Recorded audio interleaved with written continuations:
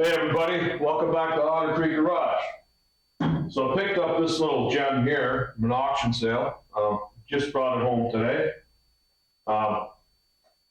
It went pretty cheap. I was bidding on a few other items, but guys are paying ridiculous prices for used equipment. So this is what we ended up with. Lincoln mobile engine welder. And the only info I have on it is the consignor said it hasn't run in a long time. So we're not too sure what that means, but let's see if we can't get this thing to run. All right, guys, so here's what we have. I'm not real familiar with this particular one. I have used some of these old Lincoln machines before, but it's been a long time since I did any field welding. This is what she looks like. We'll take a quick look around here.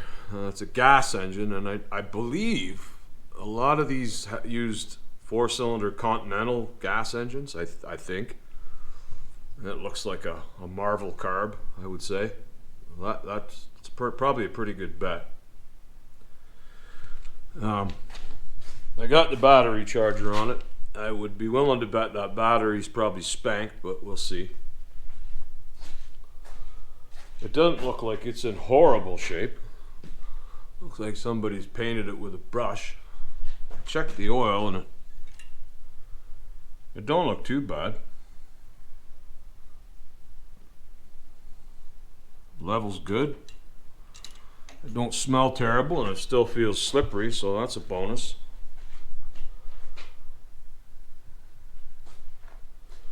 Looks to me like, I don't know if somebody changed that tongue or not, but somebody stole the jack off it, which is typical. Pretty heavy toe chains on it. The wheels even held air, which was cool. I didn't tow it home. I threw it on had them loaded on the trailer for me. Being that it has this old slow moving sign on it, my guess would be somebody used it on the farm, or maybe at a quarry or something like that, and they just pulled it around with a skid steer or tractor or whatever. All right, I've had the charger on this for, I don't know, maybe only half an hour. What do you say we just see if it'll crank it all? Let's give her a try. Well, it's clicking, but it ain't doing nothing. Well, the starter's turning very slowly, very slowly. So my guess is that battery's probably spanked. I guess let's see if we can find something to boost it a little bit better. My booster's not very good. All right, guys, so I've got some booster cables running over to my motor tractor there. It's got a good honking battery on it, so let's see if she cranks over now.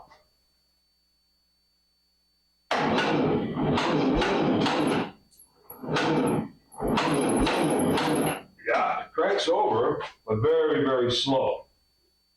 I guess maybe we should probably clean up these connections. They're probably not very good. Seems like slow. That's got a good honking size farm tractor battery that it's hooked to. So it should whirl that over no problem, but I'm not liking how much rust I'm seeing there, so let's fix that up a bit. Alrighty folks, so I've got the booster cables hooked up to this sucker off my farm tractor over there. And I'm going to crank it over since the battery that came with this is spanked. I've had it cooking for a couple hours now and it won't do anything, so we're going to crank it over. Now I've removed all but one of the plugs just to lessen the compression a little bit and get it spinning over. I'm going to see if there's any spark. I suspect no. Let's just have a look here.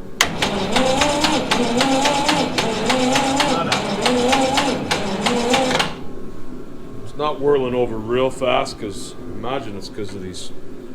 Yeah, that booster cable's hot. These crappy booster cables I've got. Oh dear. Anyway, we've got no spark, so I think we're gonna have to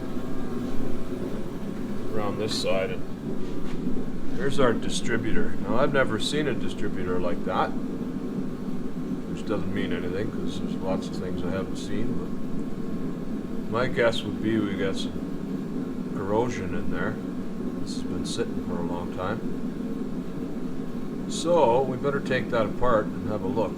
And I think maybe it might be best if I see if I can't find a drawing of this, maybe a schematic of some sort, so I have a clue as to what I'm doing so I don't break something. Let me go see if I can find something and I will be back. Alright guys, so I got the distributor cap off. Might be hard for you to see, but I got a little nail file in the points, in between the 2 points, and they look pretty dirty, so I'll just give it a little rub here and clean off the corrosion, and that should help us out lots. That might have something to do with why we're not getting any spark. Usually that's all it takes. Now, somebody has had this off before. I don't know if you can see, but the screw back here is broke off. And I can sort of see why. That would be a bit of a trick to get that screw in and out with the carburetor being in the way. But in any case, I don't believe that's our problem. I think we just had dirty points. So, let's put that back together and see if that made any difference. Alrighty guys, so we still have no spark. So I've gone and stripped all these wires off. These wires are rough, really, really rough. This one here is bare. I got some connections here which are alright, but they weren't sealed up very well. This wire here used to go around the other side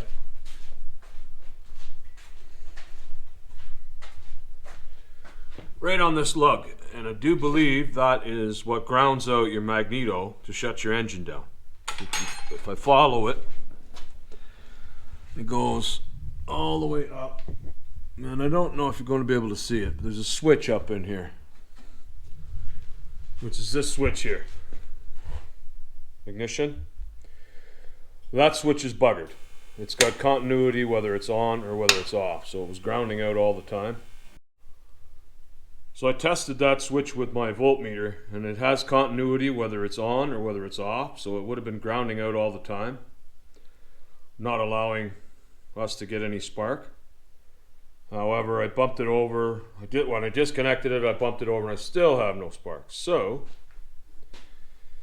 I do believe the best thing for me to do at this point now is, this is nice and wide open. All I got to do is peel some of this hood mess out of my way so I can see better what's going on. It's kind of tricky to get at that magneto with the carb on there, so maybe I'll remove that as well. I mean, there's no sense in worrying about fuel right at the moment until we know whether we have any spark. So I say let's go ahead and I'll set you guys up on the tripod here, and I'll be back in a sec after I take these hoods off.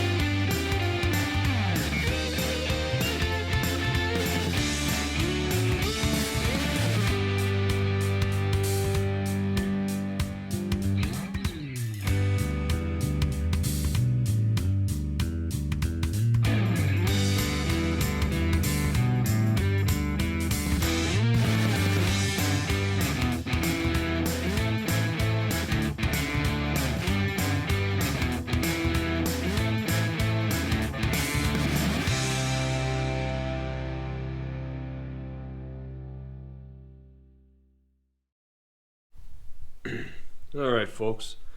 So we're still struggling with spark here.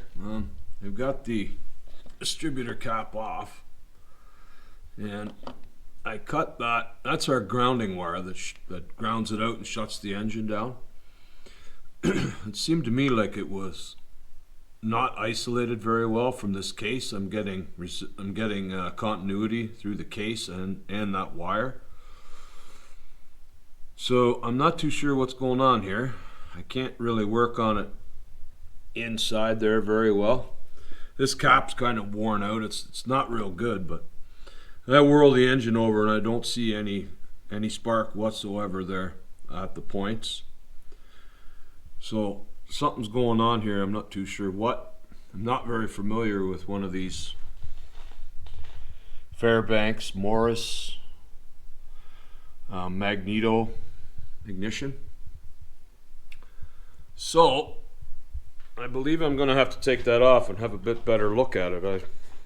I'm not real sure what's going on here, but we have no spark. So with no spark, we're not going to get very much further. So we need to investigate that a little deeper. I am going to pull that off and get it on the bench where I can have a better look at it. So I've removed the magneto. I'm determined there must be some sort of problem with this, because I'm getting nothing at all. No spark, no nothing. Now I have to admit I know very little about these. It's a Fairbanks Morris, and from what I've been reading about them, there are parts available for these still. Most likely going to have to buy something for it.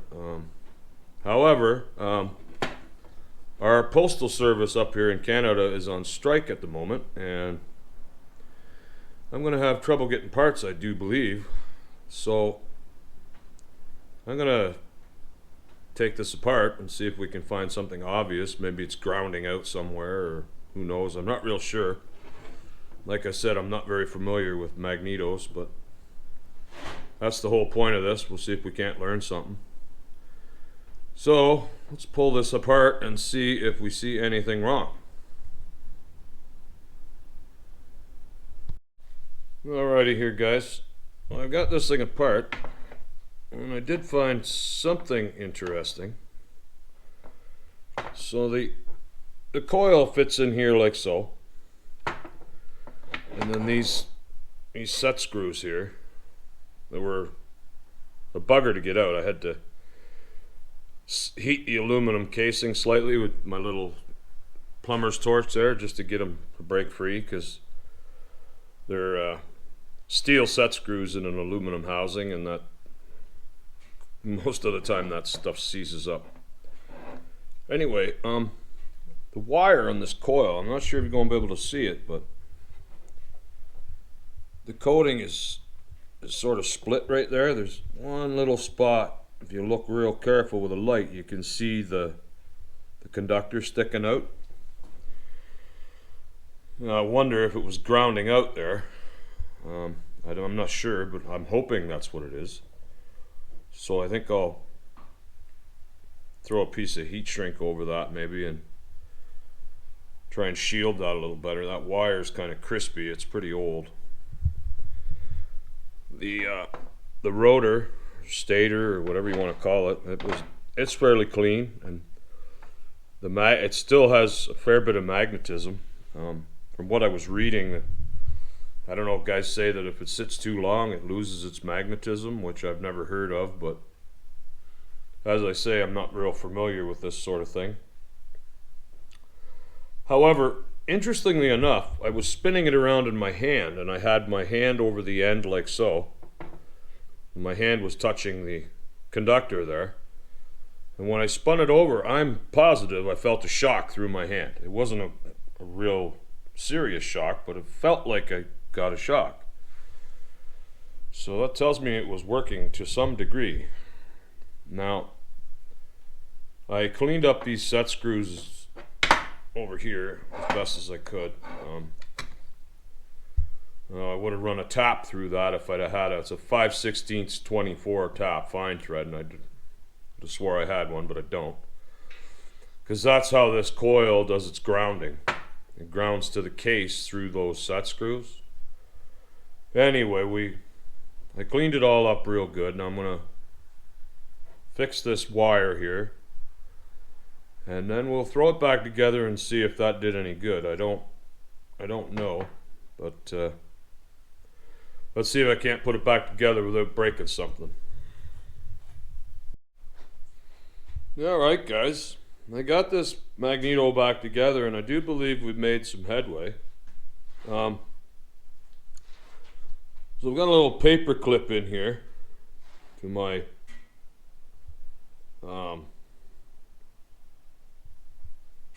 contact on the coil. I did watch a video. I believe it was BW Parts, I believe it's called. They have a YouTube channel.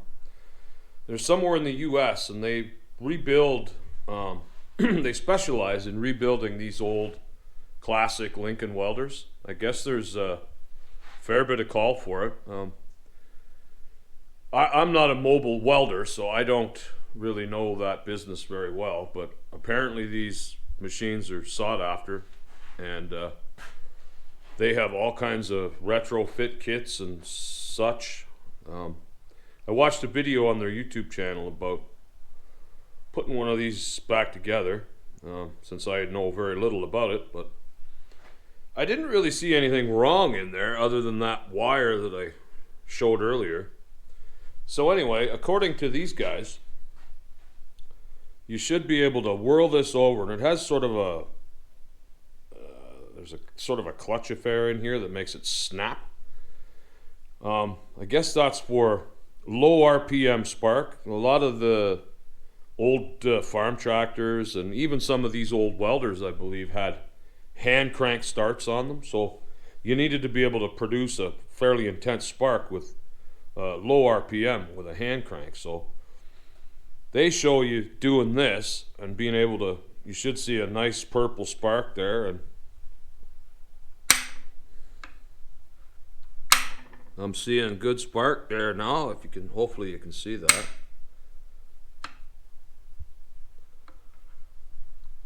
So it looks to me like we've made some headway there. Now, I'm gonna have to repair this wire. That's the grounding wire that goes to your on-off switch that grounds out the magneto when you want to shut the machine down. I cut it off because it was damaged, and I'm gonna have to repair that, but I think I'm ready to throw it back on the engine and see if we can get this thing to pop over. Let's go for it. Alrighty guys, I got one plug back in. I got the, around here, I got the magneto installed back in. Cap on. I've got one plug in. We're going to test and see if we've got spark now. I think we're good. Let's just whirl it over here and see what happens.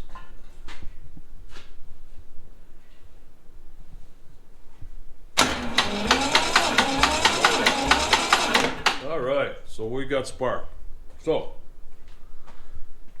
I think I'll put the plugs back in and see if we can get this thing to fire. I don't have the fuel hooked up because I took the carb off. I was more concerned with getting it to spark here. We'll just maybe give it a shot of ether and see if it'll fire. And if it does, then we'll deal with our carburetor. I'm sure I got it sitting on the bench over here because I'm sure it's clogged up. I'm sure we're going to have to do something to that. But let's see what happens. Let me put the plugs back in and I'll be back in a sec. Alrighty guys, I got all the plugs back in and we have spark. But I think I was a little premature. The engine doesn't turn over very fast at all, and as soon as I put the plugs back in and get compression, it barely turns over. Now, part of that might be my crappy booster cables. However, this is not a very big engine. It should not have too much trouble whirling this over enough to start, but it barely whirls over. So I think we're gonna have, I've taken the starter off. We're gonna have to have a crack at this starter here. It's drawing a lot of amperage, and it really shouldn't be, I don't think. So there's a pretty good chance that there's something going on inside there. I'm not too sure yet, but we're going to have a crack at it anyways. We're going to need to get it whirling over a little faster in order to get it to fire off. So that is going to be next. Let's go at it. Alrighty, folks. We got our starter apart here, and I don't know if you're going to be able to see that, but it is absolutely nasty inside. All kinds of grease and crud and copper shavings everywhere from the armature or the commutator, whatever that's called there, which is sort of odd, but the brushes are supposed to wear as opposed to that, but who knows, it's been sitting a long time, so I'm hoping if we give that a good clean out, perhaps that's where all our amps are going, is arcing all around in there, maybe with all that. It's sort of hard for you to see, but there's copper shavings everywhere, absolutely everywhere. So that definitely is a problem. I'm hoping that's our only problem. I don't see anything real catastrophic here. It's just really, really dirty. So I'm going to have to spend a bit of time cleaning this up real nice and then slap it back together, and we'll see if that... Surely it'll make some difference. So I will be back in a few minutes. We're a couple of days later here now, but I do believe we made a little headway. And I'll show you what I've been at.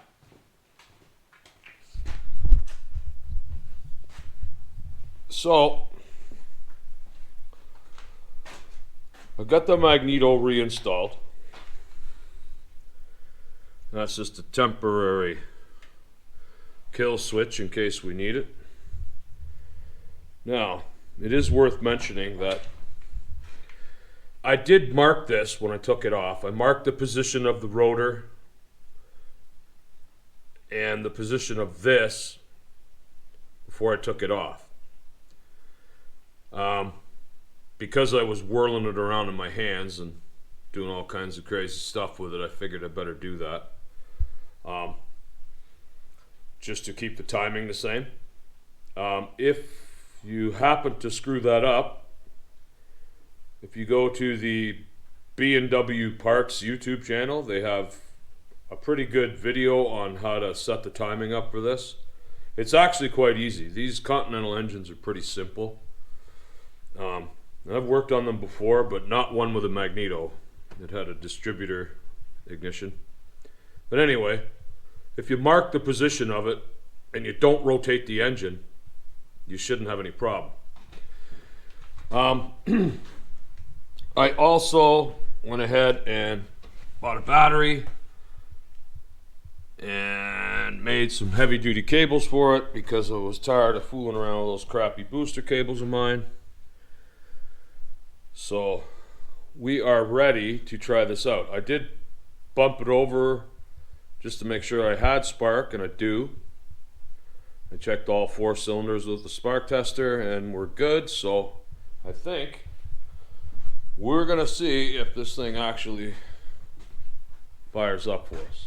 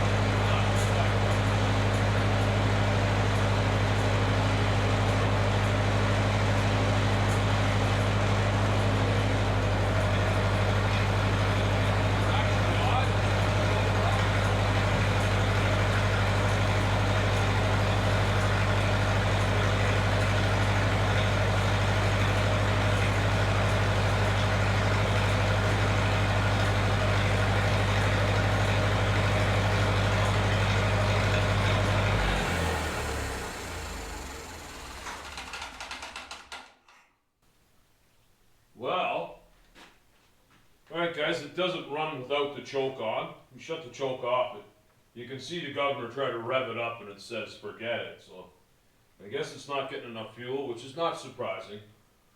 I didn't really do anything to this carb other than rinse the old fuel out. I've worked on these carbs before, these marble carbs, and they're very, very simple. I'm likely going to need to get a gasket for it, who knows, but I think, as I said before, our mail people are on strike up here, so getting parts delivery is going to be troublesome for the next little while, but at least I know that it runs. I can carry on with some other stuff while I'm worrying about that. So it'll actually idle with the choke on, which is kind of neat. That's pretty cool. I think maybe I'm going to let it run for a little bit, get this thing cleaned out a little, and we'll be back in a sec.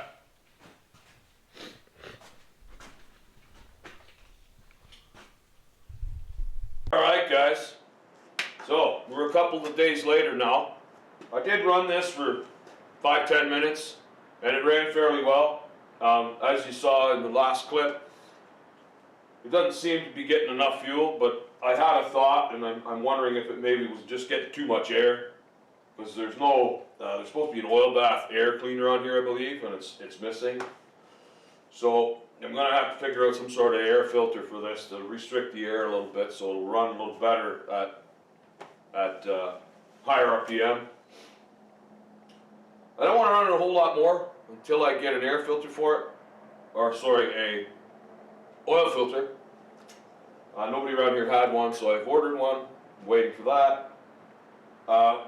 So we've answered question number 1. It does run, and it does run fairly well. We're going to make a few improvements on that. So question number 2 is, will it weld? That's going to be part 2. This is getting a little long as it is, so I'm going to break this up now. And in part 2, we are going to find out whether it will weld. I have a whole bunch of heavy-duty welding cables here that I've got to sort out, get the proper ends on, get that ready, and we'll bring you back for part 2 and find out whether this thing is going to weld. So stay tuned for part 2, guys. Thanks for hanging out with me. Talk to you soon.